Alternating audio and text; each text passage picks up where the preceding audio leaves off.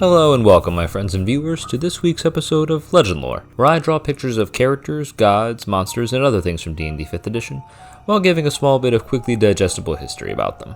Together we'll go over their origins within the game, how they're utilized in the modern edition, and how I like to utilize them in my own games. This video we will be taking a look at the Shadow, the strength-draining, TPK-inducing incorporeal undead. The Shadow made its first appearance in the first edition of Dungeons & Dragons, originally bearing a more spiked, monstrous look before changing into its modern form of a shadowy cloaked humanoid. Many believe that they are born when the natural, life-draining darkness of the Shadowfell breaks away and gains a form of sentience. But the actual origin of shadows has never been truly defined in D&D lore, at least from my personal research.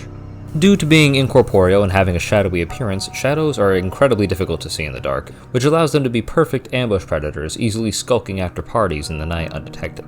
But the shadow's trademark ability is in its strength drain, their touch allowing them to absorb the vitality and strength of those they target. It is said that as a shadow drains life from the victim's shadow becomes darker and darker until the victim dies. Upon this occurrence, a second shadow is born from the victim. It is also believed that a shadow that goes without absorbing life energy for a long time can become ravenous, driven to a frenzy that can see them charging enemies even when the situation is not ideal for them to do so.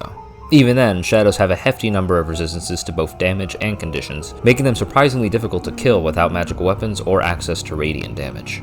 In terms of strategy, the shadow's normal approach is to hide in shadowy areas and wait for passing victims to make themselves known, attacking one by one and weakening their foes until they can't even lift up their weapons to fight. Due to their natural ability to fly and their capability to fit in cracks up to 1 inch, this means that a shadow can hide almost anywhere, such as within cracks of stone, above on the ceiling, or even use the shadows of the adventurers themselves in a sort of hide-behind approach, which I like to use sometimes. It also doesn't help that the shadows can be encountered in swarms up to counts of 11, capable of ganging up on a single target and devouring them quickly to add to their ranks. There also is of course the deadlier Shadow Assassin, which bears a blade formed of pure darkness rather than just his claws.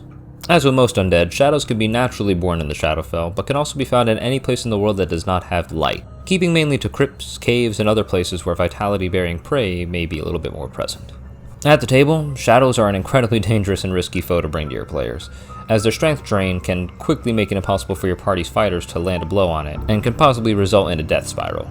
Their malleability and incorporealness allows them to be masters of stealth, squeezing under doors and wall cracks, and following players at night, waiting for them to bed down before sucking the life out of the one left on watch.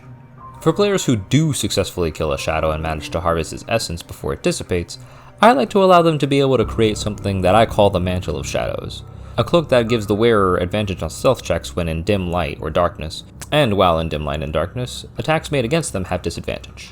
I've included a stat block for the item in the description below. Shadows make for a terrifying encounter at almost any level, capable of devouring the strength of even the world's greatest warriors, and upon their death adding them to the ranks for a more greater threat. I want to thank all you guys for watching, and if you want to keep updated on the next Legendlore, please subscribe to the channel, press the bell icon in the corner to be notified, and follow me on social media for progress of each art piece.